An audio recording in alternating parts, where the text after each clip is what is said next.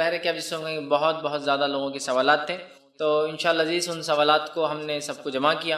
اور آج انشاءاللہ عزیز ہم آپ کے سامنے میں آپ کے سامنے وطر کے تعلق سے اور تہجد کے تعلق سے کچھ باتیں رکھوں گا۔ ہم پہلے وطر دیکھیں گے پھر تہجد۔ اس کی وجہ یہ ہے، حالانکہ وطر کوئی ضروری نہیں کہ عشاء کی بات پڑھی جائے، یہ کبھی بھی پڑھی جا سکتی ہے عشاء سے لے کر فجر تک، لیکن عموماً ہم دیکھتے ہیں ہمارے علاقوں میں، ہندوستان، پاکستان، بنگلہ دیش میں لوگ وطر عشاء کے بعد پڑھتے ہیں۔ تو میں پہلے وطر کی مسائل رکھ دیتا ہوں چونکہ اس کو عموماً لوگ پڑھتے ہیں، اور اس کے بعد انشاءاللہ کچھ باتیں تہجد کے تعلق سے آپ کے سامنے رکھ دوں گا تاکہ وہ باتیں بھی ہمارے سامنے آ جائیں، ٹھیک۔ تو آئیے ہم سب سے پہلے وطر کی نماز کی فضیلت دیکھتے ہیں کہ وطر کی نماز کی کیا فضیلت ہے۔ وطر ویسے کہتے ہیں آڈ کو، مطلب کسی چیز کو جو ایون ہو، جس کو کہ جفت ہو، اس کو طاق کر دینا، مطلب ایون کو آڈ کر دینا۔ جیسے کہ ہم نماز پڑھ رہے ہیں رات میں، اور نماز ہم پڑھتے ہیں 2 4 اس طرح سے ہوتی ہے، 2 2 2 2 جب ملتی جائیں گی تو اس کے بعد وہ ایون نمبر ہو جاتا ہے، ٹھیک ہے، جفت ہوتا ہے۔ تو اس کو طاق کرنے کے لیے، آڈ کرنے کے لیے جو ایک رکعت پڑھی جاتی ہے اس کو وطر کہا جاتا ہے، یاد رکھیں، ٹھیک ہے۔ تو بہرحال وطر جو ہے ایک مستقل عبادت ہے اور ایک مستقل نماز ہے۔ بہت سارے لوگوں کو یہ غلط فہمی ہوتی ہے کہ وطر جو ہے عشاء کا ایک حصہ ہے، اس لیے میں بات رکھ رہا ہوں۔ تو وطر کوئی عشاء کا حصہ نہیں ہے، وطر ایک مستقل نماز ہے، ایک مستقل عبادت ہے جو نبی اکرم صلی اللہ علیہ وسلم کیا کرتے تھے، اور آپ پر یہ عبادت فرض بھی تھی، یاد رکھیں، امت پر فرض نہیں۔ تو آپ یہ عبادت وہ کرتے تھے اور مستقل کرتے تھے، شہر میں ہو، سفر میں ہو، اور ہمیشہ جو ہے آپ اس نماز کو پڑھا کرتے تھے۔ تو وطر ایک مستقل عبادت ہے، اور اس عبادت کو ہمیں چاہیے کہ ہم جو ہے کوشش کریں کہ ہم کریں، اور یہ عشاء کا حصہ نہیں ہے، یاد رکھیں۔ عشاء کے ساتھ بھی پڑھی جا سکتی ہے لیکن پارٹ آف عشاء نہیں۔ جیسا بہت سارے لوگ اگر کوئی وطر پڑھ کے نہیں گیا تو بولتا ہے عشاء پڑھے اور وطر نہیں پڑھے آپ نے تو عشاء بھی قبول نہیں ہوتی، اس لیے کہہ رہا ہوں وطر ایک مستقل الگ عبادت ہے، عشاء کی نماز ایک الگ عبادت ہے، یاد رکھیں۔ لیکن عموماً ہمارے پاس وطر کے بعد، معاف کرنا، عشاء کے فوراً بعد وطر پڑھ لیتے ہیں، ملاتے ہیں، تو ایسا لگتا ہے جیسا کہ یہ اس کا حصہ، جبکہ وہ اس کا حصہ نہیں، یاد رکھیے۔ نبی اکرم صلی اللہ علیہ وسلم نے ارشاد فرمایا، اور یہ جو ہے جامع ترمذی اور جو ہے سنن دارمی کی روایت، آپ نے فرمایا اور کہا، اللہ تعالیٰ نے ایک نماز کے ذریعے تمہاری مدد فرمائی ہے اور وہ نماز وطر ہے، اسے عشاء اور طلوع فجر کے مابین بیچ میں پڑھا کرو۔ اللہ تعالیٰ نے ایک نماز کے ذریعے تمہاری مدد فرمائی ہے تو تم اس نماز کو عشاء کے بعد سے لے کر فجر کے پہلے تک پڑھا کرو۔ تو اس حدیث سے یہ بات واضح ہوگی، عشاء کا وطر کا وقت کیا ہے؟ عشاء کے بعد سے لے کر فجر کے پہلے تک، یہ کس کا وقت ہے؟ وطر کی نماز پڑھنے کا وقت ہے، اور وطر کی نماز کے ذریعے اللہ رب العزت نے مسلمانوں کی کیا کی؟ مدد فرمائی ہے، ہیلپ کی ہے، مطلب یہ بہت افضل نماز ہے، ہم کوشش کریں کہ اس نماز کو ہم پڑھا کریں، ٹھیک ہے۔ تو یہ نماز مستقل عبادت ہے، عشاء کے بعد بھی پڑھی جا سکتی ہے لیکن عشاء کا حصہ نہیں ہے، اور عشاء سے لے کر فجر کے شروع ہونے سے پہلے تک اس نماز کو ایک انسان کبھی بھی ادا کر سکتا ہے۔ اسی طرح ابو داؤد کی روایت ہے، یہ اس کی فضیلت، اور اس میں پہلی روایت میں ایک فضیلت پتہ چلی اور ایک وقت بھی پتہ چلا۔ دوسری ایک روایت جو ابو داؤد کی، ترمذی کی اور نسائی میں بھی یہ روایت آتی ہے، اس حدیث کے الفاظ اس طرح سے، نماز وطر تمہارے جو ہے، حضرت علی رضی اللہ عنہ فرماتے ہیں، اور ان کا قول اور بعد میں حدیث بھی اس کے اندر ہے، وہ فرماتے اور کہتے ہیں، نماز وطر تمہاری فرض نمازوں کی طرح حتمی تو نہیں، وطر کی نماز تم لوگوں کے لیے فرض تو نہیں جیسا کہ فرض نمازیں ہیں۔ پھر وہ کہتے ہیں، لیکن اللہ کے رسول صلی اللہ علیہ وسلم نے اپنایا، مطلب اس کو عمل کیا، اس کو پڑھا اور فرمایا، اللہ وطر طاق ہے، اللہ وطر ہے، طاق ہے، آڈ ہے، اور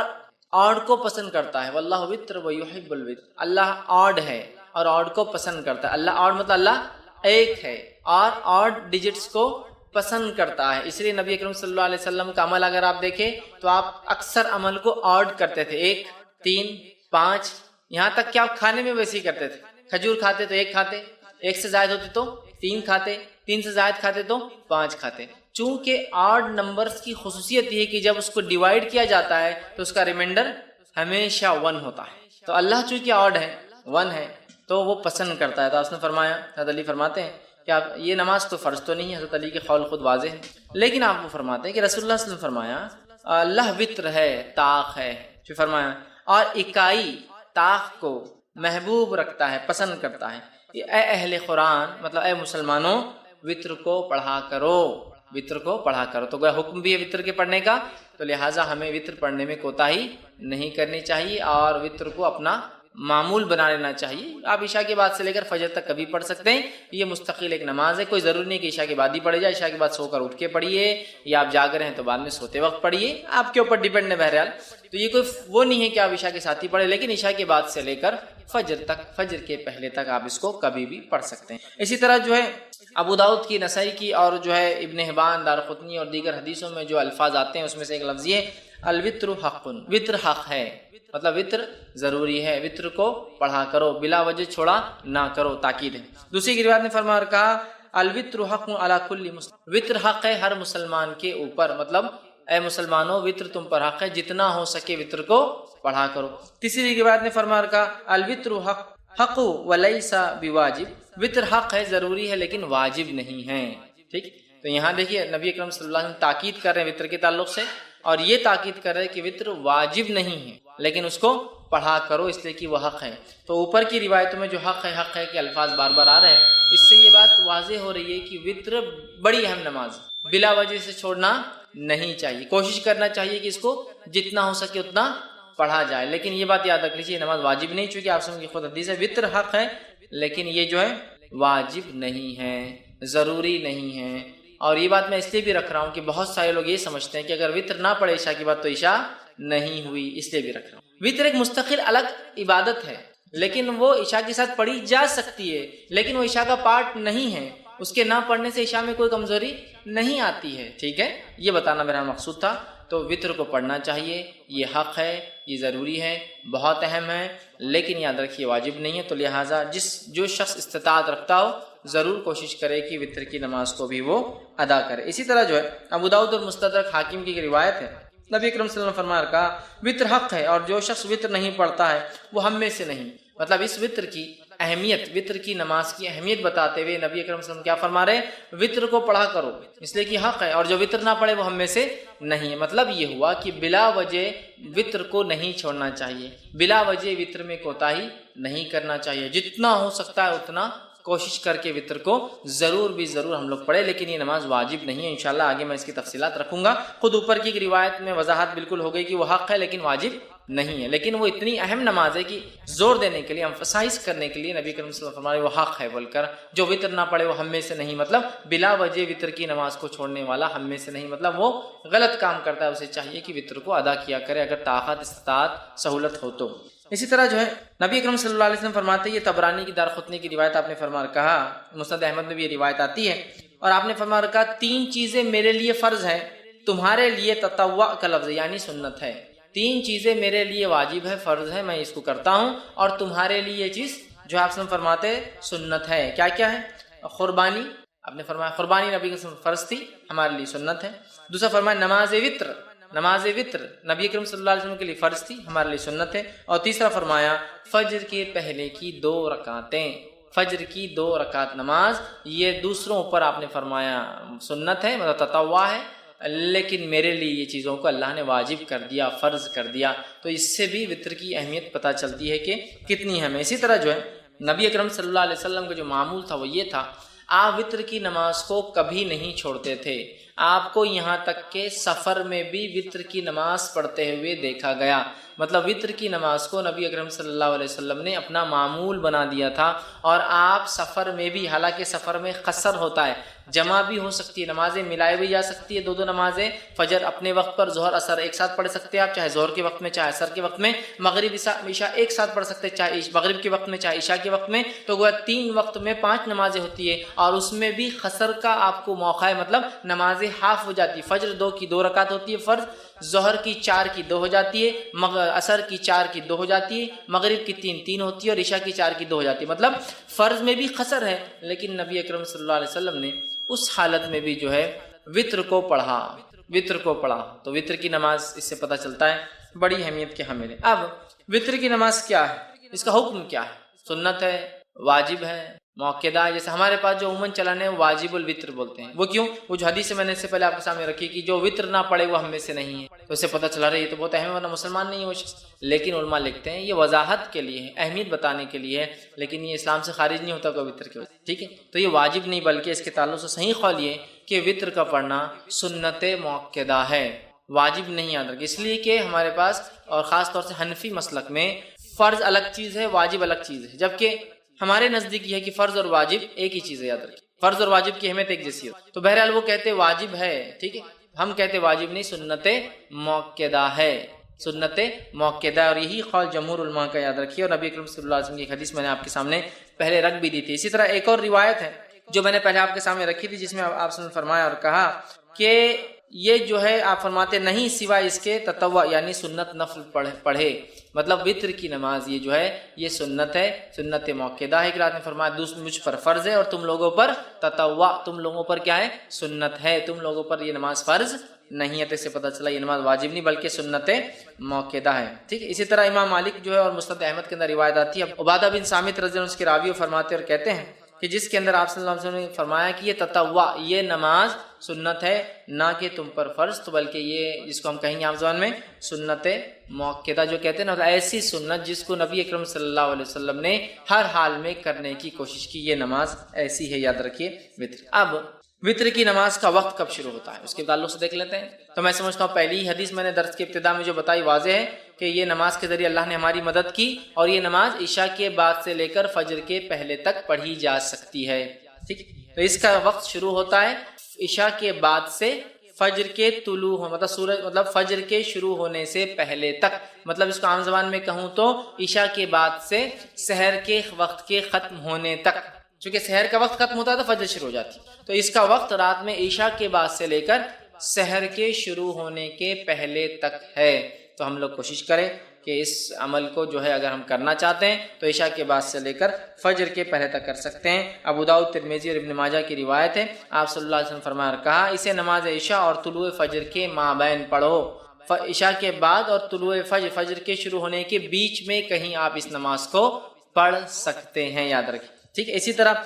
جو ہے آپ صلی اللہ علیہ وسلم فرماتے ہیں، اور صحیح بخاری اور صحیح مسلم کی متفق علیہ روایت آپ نے فرمایا اور کہا نبی اکرم صلی اللہ علیہ وسلم رات کے ہر حصے میں نماز وطر ادا فرمائی، ابتدائی حصے میں بھی، وسط شب میں بھی، اور رات کے آخری حصے میں بھی۔ اور یہ روایت حضرت عائشہ سے ہے کہ حضرت عائشہ فرماتی کہ آپ صلی اللہ علیہ وسلم وطر کی نماز عشاء کے بعد بھی پڑھتے تھے، اس کے بعد سے لے کر نماز رات کے کسی بیچ کے حصے میں بھی پڑھتے تھے، اور اس کے علاوہ رات کے آخر حصے میں بھی پڑھا کرتے تھے۔ تو اس سے پتہ چلا کہ وطر کی نماز عشاء کے بعد سے لے کر فجر کے پہلے تک کبھی بھی پڑھی جا سکتی ہے، اور نبی اکرم صلی اللہ علیہ وسلم نے عشاء کے بعد سے لے کر فجر کے پہلے تک پڑھا۔ اسی طرح ایک دوسری روایت صحیح بخاری اور صحیح مسلم کی آپ نے فرمایا اور کہا، اور آپ صلی اللہ علیہ وسلم نے جن دنوں میں وفات پائی، مطلب یہ روایت بھی عائشہ فرماتی اور کہتی ہے اس روایت میں کہ جن دنوں میں نبی اکرم صلی اللہ علیہ وسلم وفات پائی ان دنوں میں آپ آخری حصے سحر کے وقت وطر کو پڑھا کرتے تھے۔ اس سے کیا پتہ چلا، آپ صلی اللہ علیہ وسلم عشاء کی بعد بھی پڑھتے، بیچ میں پڑھتے، اور آخر وقت میں، لیکن آپ نے کیا کیا، اس کو آخر وقت میں اللہ کے رسول اس کو سحر کے وقت پڑھا کرتے تھے۔ اسی طرح جو ہے نبی اکرم صلی اللہ علیہ وسلم کا جو ہے ایک حکم ہے، حدیث ہے جو صحیح بخاری صحیح مسلم کی روایت آپ نے فرمایا کہا صبح ہونے سے پہلے پہلے وطر کو پڑھ لو، مطلب صبح ہونے سے پہلے پہلے تک وطر کو ہم کو پڑھ لینا چاہیے۔ تو پتہ چلا وطر عشاء کے بعد سے لے کر فجر کے پہلے تک کبھی بھی آپ پڑھ سکتے ہیں، اور نبی اکرم صلی اللہ علیہ وسلم نے اس کو عشاء کے بعد سے لے کر فجر تک کبھی بھی پڑھا، اور اس کو ہم کہیں گے عشاء کے بعد بھی پڑھی جا سکتی ہے، لیکن آخر وقت میں پڑھنا افضل ہے، سحر کے وقت میں پڑھنا افضل ہے، اس لیے کہ انسان سوتا ہے، سو کر اٹھتا ہے، اٹھنے کے بعد پھر نفل نمازیں مطلب تہجد پڑھتا ہے، اور تہجد کے بعد اگر وطر پڑھتا ہے تو یہ افضل ہے، یاد رکھیے۔ اب آپ کہیں گے خالی وطر کو رات میں کیوں اٹھنا ہے، تو تہجد بھی پڑھنا، لیکن میں تہجد انشاءاللہ آخری میں رکھوں گا وہ حصہ۔ تو یہ جو وطر کو ہم کہہ رہے ہیں آخری وقت میں پڑھنا افضل ہے، اس سے مراد ہے آخری وقت میں انسان رات میں اٹھے، تہجد کی نماز پڑھے، تہجد کے بعد اپنی وطر پڑھ لے۔ صحیح مسلم کی روایت ہے، ماں عائشہ رضی اللہ عنہا سو جاتی تھی، آپ سب ان کو اٹھاتے تھے اور کہتے عائشہ اٹھ اور وطر پڑھ لے، مطلب تہجد ادا کر، اور تہجد ادا ہونے کے بعد اپنی وطر کی نماز، چونکہ عموماً صحابہ آخر وقت میں وطر پڑھتے تھے، چاہے تہجد کے وادی تھے، لہٰذا چونکہ تہجد ایک بہت افضل عمل ہے، یاد رکھیے بہت افضل، نفل نمازوں میں سب سے افضل نماز ہے یہ، تو لہٰذا وہ لوگ روکے رکھتے تھے اپنی نماز کو وطر کو، اور تہجد میں اٹھتے تھے، تہجد میں اٹھنے کے بعد وطر پڑھتے تھے۔ تو اللہ کے رسول صلی اللہ علیہ وسلم ماں عائشہ کو اٹھاتے تھے تاکہ وہ اپنی وطر ادا کرے، مطلب تہجد پڑھ لے اور اس کے بعد وطر بھی ادا کرے۔ تو یاد رکھیے یہ آخری وقت افضل ہے، لیکن کوئی ضروری نہیں ہے، آپ کو ڈر ہے خدشہ ہے رہ جائیں گی نہیں پڑھ پاؤں گا، تو بہرحال پہلے بھی پڑھ سکتے۔ اسی طرح جو ہے جامع ترمذی، ابن ماجہ اور مسند احمد کی روایت ہے، نبی اکرم صلی اللہ علیہ وسلم فرمایا کہا تم میں سے جس شخص کو یہ اندیشہ ہو کہ وہ رات کے آخری حصے میں نہیں جاگ سکیں گا تو اسے چاہیے کہ رات کے پہلے حصے میں ہی وطر پڑھ لے۔ جس کو ایسا لگے کہ میں رات میں نہیں اٹھ سکتا ہوں تو اسے چاہیے کہ وطر پہلے پڑھ لے، مطلب عشاء کے بعد پڑھ لے۔ پھر فرماتے اور کہتے ہیں پڑھ لے۔ اور جسے آخر رات میں قیام کا شوق ہو اور طمع ہو کہ وہ کرے، قیام کرے، اس کو شوق ہو، اس کو لگا ہو، اسے چاہیے کہ وہ رات کے آخری حصے میں وتر، جس کو ڈر ہو یا میں اٹھ نہیں پاؤں گا، شک ہو رہا ہے، یا میں روز پڑھتا ہوں تہجد لیکن آج جاگا بہت دیر تک تو اٹھ نہیں پاؤں گا، یا پھر میں روز بھی نہیں اٹھ پاتا ہوں تہجد کے لیے، بس عشاء ہو جاتی ہے، فجر کو اٹھتا ہوں تو بیچ میں نہیں اٹھ پاؤں گا، تو پھر وہ عشاء کی بات پڑھ لے۔ ایسا نہیں، جس کو شوق ہے، رات کی نماز پڑھنا چاہتا ہے، تہجد پڑھنا چاہتا ہے، تو پھر کیا کرے، وہ وتر کو روکے رکھے، تہجد کے بعد اس کو ادا کرے۔ اسی طرح صحیح مسلم کی روایت ہے، نبی اکرم صلی اللہ علیہ وسلم فرمایا اور کہا، بے شک رات کے آخری حصے کی نماز میں فرشتے آتے ہیں اور یہی افضل ہے۔ رات کے آخر حصے میں نماز کے وقت فرشتے حاضر ہوتے اور یہ افضل ہے۔ تو پتہ چلا تہجد کو آخر وقت میں پڑھنا، آخر وقت میں پڑھنا، سحر کے وقت پڑھنا، فجر سے پہلے پڑھنا افضل ہے، اور اسی طرح وتر کو بھی سحر سے پہلے، سحر کے آخر وقت میں پڑھنا، یا رات کا آخری حصہ تیسرا پہر ہوتا ہے جس سے فجر پھر شروع ہو جاتی ہے، اس کے بعد اس سے پہلے پڑھنا افضل ہے، چونکہ اس وقت فرشتے حاضر ہوتے ہیں۔ تو اسی سے میں نے کہا افضل تو آخر حصے میں ہے، لیکن عشاء کے بعد بھی فوراً اسے ادا کیا جا سکتا ہے، یاد رکھیے، فوراً ادا کیا جا سکتا ہے۔ اسی طرح جو ہے صحیح بخاری اور صحیح مسلم کی ایک روایت ہے، ابو ہریرہ رضی اللہ عنہ فرماتے اور کہتے ہیں، میرے خلیل مطلب نبی اکرم صلی اللہ علیہ وسلم، خلیل مطلب بہت جگری گہرا دوست، تو فرماتے ہیں میرے خلیل نبی اکرم صلی اللہ علیہ وسلم مجھے خاص طور پر 3 باتوں کی وصیت فرمائی ہے، 3 باتوں کی مجھے تاکید کی۔ پہلا، میں ہر مہینے کے 3 روزے رکھوں، ایام 20 کے روزے جو کہ 13، 14 اور 15 تاریخ چاند کے حساب سے، اس کے روزے رکھوں، یہ آپ نے ان کو تاکید کی تھی، چاند کی جو ہے 13، 14 اور 15 تاریخ کو میں روزے رکھوں۔ اسی طرح آپ نے فرمایا اور کہا صلاۃ الضحیٰ یعنی چاشت کی 2 رکعتیں نماز پڑھوں۔ اسی طرح فرماتے اور کہا یہ کہ سونے سے پہلے میں وتر پڑھ لیا کروں، مطلب سونے سے پہلے پڑھ لیا کروں، مطلب انسان سونے سے پہلے وتر پڑھ سکتا ہے، اور ہم جانتے ہیں وتر نماز رات کی آخری نماز ہوتی ہے اور تہجد کے بعد ہوتی ہے، تو لہٰذا کوئی انسان بغیر جاگے، بغیر سوئے بھی تہجد پڑھ سکتا ہے۔ یہ جواب ہے، بہت سے لوگ بولتے ہیں نا تہجد کے لیے سونا ضروری ہے، افضل ہے سو کر اٹھ کر پڑھنا، اس لیے کہ اٹھنا، مشقت کرنا، وضو کرنا، ٹھنڈا اور گرم پانی کا مسئلہ ہوتا ہے رات میں، پھر بھی کرنا یہ افضل، لیکن ضروری نہیں ہے، یاد رکھیں۔ بہت سے لوگ بولتے رہے تم تو سوئی نہیں تو تہجد کیسے پڑھیں گے، آپ نے کیا فرما رہے ابو ہریرہ رضی اللہ عنہ کو کہ سونے سے پہلے وتر پڑھ لینا، مطلب اگر تم سونے کا ڈر ہو کہ صبح نہیں اٹھ پاؤں گے تو وتر پڑھ کر سونا، اور صحابہ ظاہر سی بات ہے تہجد کی بھی عادی تھے، یہ تو کوئی جلدی بھی پڑھ سکتا ہے تہجد، یاد رکھیں، یا پھر بغیر سوئے کی بھی رات بھر جاگ لیا کسی کاز کی، کسی وجہ سے، ریزن کی وجہ سے، تو پھر میں تہجد پڑھ کر سو سکتا ہوں، ٹھیک ہے۔ اب ایک انسان نے تہجد کی نیت، مطلب مثال کے طور پر آج اس نے ارادہ کیا کہ میں سو جاتا ہوں، اس لیے کہ تہجد کا ارادہ نہیں، اب اگر رات کے آخر حصے میں نیند جاگ گئی، سمجھ لیجئے رمضان کے مہینے میں عموماً ہم لوگ وتر کا بھی اہتمام تہجد کا بھی کرتے ہیں، اب یہ سوچا کہ رات میں تو وتر پڑھ لی اور سو گئے، اب تہجد میں اٹھا تو وتر تو آخری نماز ہونا چاہیے رات کی، وتر نماز آخری ہونا چاہیے رات کی، اب میں کیا کروں، کیا میں ڈبل وتر پڑھوں رات میں اٹھ کے، مطلب میں نے وتر پڑھا اور سو گئے، بہت سے لوگ سوال کرتے ہیں ہم وتر پڑھ کے سو جاتے ہیں پھر کیا کریں، تو وتر پڑھ کر اگر آپ سو گئے ہیں اور رات میں نیند ہوشیار ہو جائے اور تہجد پڑھنا چاہے تو آپ صرف تہجد پڑھیں گے، وتر کو آپ ڈبل نہیں پڑھیں گے، اس لیے کہ ایک رات میں 2 وتر نہیں ہو سکتی ہے۔ اس تعلق سے آپ سن کی حدیث ابو داؤد جامع ترمذی اور نسائی کی جو ہے سنن نسائی کی روایت ہے، آپ نے فرمایا کہا ایک رات میں 2 وتر نہیں ہوتی۔ دوسری کی روایت نے فرمایا جو کہ بخاری کی حدیث فرمایا رات کی اپنی آخری نماز وتر کو بناؤ، وتر کو رات کی آخری نماز بناؤ، مطلب وتر تہجد کے بعد پڑھی جانا چاہیے، لیکن اگر کوئی شخص اس ڈر سے وتر پڑھ کر سو جائے کہ میں صبح شاید نہیں اٹھ پاؤں گا اور سو جائے اور پھر نیند ہوشیار ہو جائے تہجد کے وقت، تو اسے وتر کو نہیں پڑھنا ہے، صرف تہجد پڑھنا ہے۔ لیکن کوئی انسان اس کو روز کا معمول نہ بنا دے کہ روز تہجد پڑھتا ہے لیکن وتر پڑھ کے سو جاتا ہے پھر تہجد پڑھتا ہے، روز کا معمول نہیں۔ اگر میں روز اٹھ کر تہجد پڑھنے کا عادی ہوں تو پھر میں وتر کو اپنی آخری نماز بناؤں گا۔ ایک غلط فہمی جو ہوتی ہے ہندوستان پاکستان میں یہ بھی ہے کہ اس کو عشاء کا حصہ سمجھتے ہیں تو عشاء کے بعد پڑھ کے سو جاتے ہیں، پھر تہجد میں اٹھتے ہیں، تہجد پڑھ کے پھر اس میں ایک وتر پڑھتے ہیں، کیونکہ حدیث میں نا 11 رکعتیں پڑھتے تھے تو پھر کیا کرتے پھر سے ایک وتر پڑھتے، تو ایک رات میں 2 وتر نہیں ہوتی، وتر کو آخری نماز بنانا ہے۔ تو جس کو ڈر ہے کہ صبح نہیں اٹھ پائیں گا اور وہ پڑھ کر سو جائے، اٹھ جائے کبھی کبھار، تو وہ تہجد پڑھ لے سکتا ہے، لیکن روز جو تہجد پڑھتا ہے وہ شخص جو اپنے وتر کو روکے رکھیں گا، پھر رات میں اٹھیں گا، تہجد ادا کریں گا، تہجد کی ادا کرنے کے بعد پھر وہ اپنی وتر کی نماز کو ادا کریں گا۔ اس بات کو ہم یاد رکھیں، چونکہ اسے آخری نماز بنانا چاہیے، اور اگر کوئی سو جائے پڑھ کر اٹھ جائے تو پھر وتر دہرانے کی ضرورت نہیں ہے، صرف وہ تہجد کی نماز پڑھ لے۔ ایک غلط فہمی یہ بھی ہوتی ہے کہ وتر پڑھ کے سو گئے، نیند ہوشیار ہوئی، تہجد نہیں پڑھ سکتے، بولے وتر آخری تھی نا، اب اکاؤنٹ کلوز ہو گیا تو تہجد بھی نہیں پڑھتے، ویسا نہیں ہے، کبھی کبھار آپ اٹھ جاتے ہیں، موقع ہے تو پڑھ لیجئے، وتر کو آپ کو پھر دہرانے کی لیکن ضرورت نہیں، یاد رکھیں۔ اب اسی طرح میں روز اٹھتا ہوں رات میں تہجد پڑھتا ہوں، یا آج میں نے نیت کی کہ میں تہجد میں اٹھ کے وطر پڑھوں گا، تو میں نے وطر کو اٹھا کے بازو رکھ دیا آج رات، اب میں سو گیا،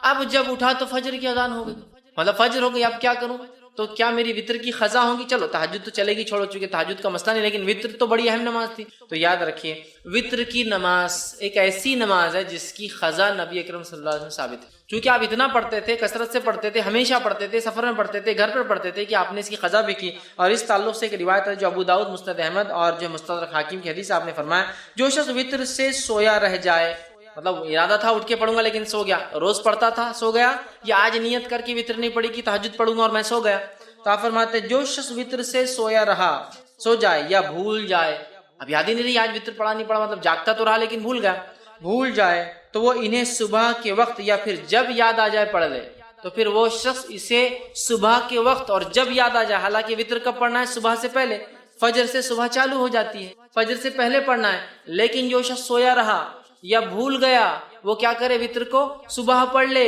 یا جب یاد آ جائے جب پڑھ لے۔ اس سے پتہ چلا وطر کی نماز کی قضا ہو سکتی ہے، لیکن روز کا معمول نہیں ہو سکتا ہے، جیسے روز فجر چھوٹتی تو اس کی قضا کرتے، وطر روز چھوڑ کے نہیں ہو سکتا ہے، لیکن اگر چھوٹ جائے آدمی کی، آج ارادہ کر کے سویا تھا کہ تہجد پڑھوں گا، وطر چھوڑ دیا تھا، تو پھر صبح نیند ہوشیار ہونے کے بعد وطر پڑھ لے، چاہے فجر میں اٹھے وقت ہو تو پڑھ لے، پھر فجر کی نماز پڑھے، یا فجر کا وقت ہے تو پھر فجر پڑھ لے، اور اس کے بعد سورج نکلنے کا اگر نکلنا شروع ہوگا تو انتظار کرے، اور نکلنے کے بعد صبح میں پڑھ لے۔ تو اس سے پتہ چلا وطر کی نماز کو قضا بھی کیا جا سکتا ہے، لیکن معمول نہ ہو، بلکہ جو ہمیشہ پڑھتا اور چھوٹ جائے تو، ورنہ آپ جو ہمیشہ ہی کریں گے اس کی قضا ویسا نہیں، یہ فرائض میں سے نہیں، یاد رکھ، ٹھیک ہے؟ لیکن میں نے آج نیت کیا کہ وطر پڑھوں گا، مطلب تہجد پڑھوں گا، وطر پڑھوں گا، یا میں روز تہجد پڑھتا ہوں اور وطر پڑھتا ہوں اور آج بھول گیا، تو اس کی قضا ہو سکتی ہے، یاد رکھ، ٹھیک ہے؟ اب آئیے وطر کی رکعتیں کتنی ہیں، وطر کی نماز سے کتنی رکعتیں ہوں؟ تو وطر کی نماز صحیح بخاری اور صحیح مسلم کی روایت ہے، اب سنن نسائی ہے، مستدرک حاکم ہے، بیہقی ہے، اور اتنی ساری حدیثیں آتی ہیں جس کے اندر آپ صلی اللہ علیہ وسلم سے وطر کی نماز 1 رکعت، وطر کی نماز 3 رکعت، وطر کی نماز 5 رکعت، وطر کی نماز 7 رکعت اور وطر کی نماز 9 رکعت ثابت ہے، اور کچھ روایتوں میں وطر کی نماز 11 رکعت اور 13 رکعت بھی ثابت ہے، لیکن زیادہ مشہور اور معروف چیز جو ہے وہ 1 رکعت، 3 رکعت، 5 رکعت، 7 رکعت اور 9 رکعت معروف ہے، لیکن کچھ علماء نے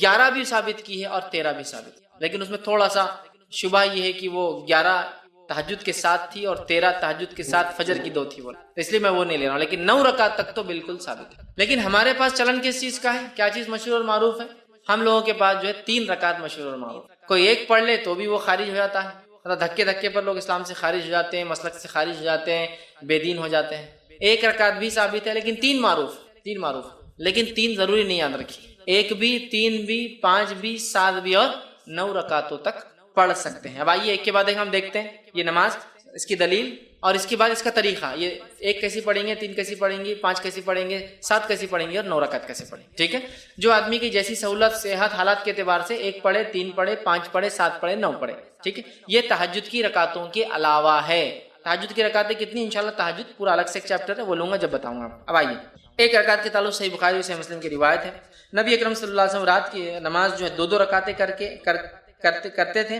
اور جب جو ہے آپ نے فرمایا تمہیں صبح ہونے کا اندیشہ ہو تو اسے 1 رکعت کر لو، مطلب آپ صلی اللہ علیہ وسلم فرمایا، کہا جب آپ سے پوچھا گیا تو آپ نے فرمایا رات کی نماز 2 رکعتیں کر کے ہے، مطلب 2 کر کے پڑھنا چاہیے، پھر آپ نے فرمایا جب تمہیں صبح ہونے کا ڈر ہو تو کیا کرو، پھر 1 رکعت ادا کر لو، تو اس سے پتہ چلا 1 رکعت بھی وطر پڑھی جا سکتی ہے۔ اسی طرح ابو داؤد، سنن نسائی اور سنن ابن ماجہ کی روایت ہے، آپ صلی اللہ علیہ وسلم نے وطر ہر مسلمان کا حق ہے، کہا مطلب ثابت ہے، کرنا چاہیے، جو شخص 5 رکعتیں پڑھنا چاہے وہ 5 پڑھ لے، جو شخص 3 پڑھنا چاہے پسند کرے 3 پڑھ لے، اور پھر جو صرف 1 ہی وطر پڑھنا چاہے تو 1 ہی پڑھے۔ اس حدیث میں کتنے لفظ آگے؟ 5 پڑھنا چاہے 5 پڑھے، 3 پڑھنا چاہے 3 پڑھے، 1 ہی پڑھنا چاہے تو 1 ہی پڑھے، تو 5 کے لفظ حدیث میں آ گئے، 3 کے لفظ حدیث میں آ گئے اور 1 کی لفظی حدیث میں آ گئے، تو 1 رکعت بھی وطر پڑھی جا سکتی ہے۔ اسی طرح بہت سارے صحابہ کا عمل تھا، جس میں سے ایک معروف ہے، جیسا کہ جو ہے معاویہ بن ابی سفیان رضی اللہ عنہ، یہ جو ہے 1 رکعت ہی ہمیشہ پڑھا کرتے تھے، ٹھیک۔ اب اسی طرح 3 رکعت والی روایت ہم دیکھ لیتے ہیں، تو اسی طرح جو ہے صحیح بخاری اور صحیح مسلم کی روایت ہے، عائشہ رضی اللہ عنہا فرماتی اور کہتی ہیں نبی اکرم صلی اللہ علیہ وسلم قیام اللیل کرتے، رات کی نماز پڑھتے اور پھر آخر میں 3 رکعت ادا کرتے، ٹھیک، 3 رکعت ادا کرتے اور 3 رکعت وطر پڑھتے قیام اللیل کے بعد، تو اس روایت میں آ گئے 3 کے الفاظ تو 3 پڑھی جا سکتی. اسی طرح صحیح مسلم کی، جامع ترمذی کی اور سنن نسائی کی روایت آپ نے فرمایا، حضرت عائشہ فرماتی ہیں آپ قیام اللیل کرتے پھر آپ نے 3 وتر پڑھتے تھے. مطلب آپ پہلے قیام اللیل کرتے اس کے بعد 3 وتر پڑھتے تھے، تو یہاں 3 کے لفظ آ گئے. اسی طرح نبی اکرم صلی اللہ علیہ وسلم 5 رکعت بھی ثابت ہے جو میں نے آپ کے سامنے رکھی، جیسا کہ صحیح بخاری کی روایت ہے اور صحیح مسلم میں بھی روایت متفق علیہ. حضرت عائشہ رضی اللہ عنہا فرماتی ہے آپ نے فرمایا کہا کہ نبی اکرم صلی اللہ علیہ وسلم رات کو 13 رکعتیں پڑھا کرتے تھے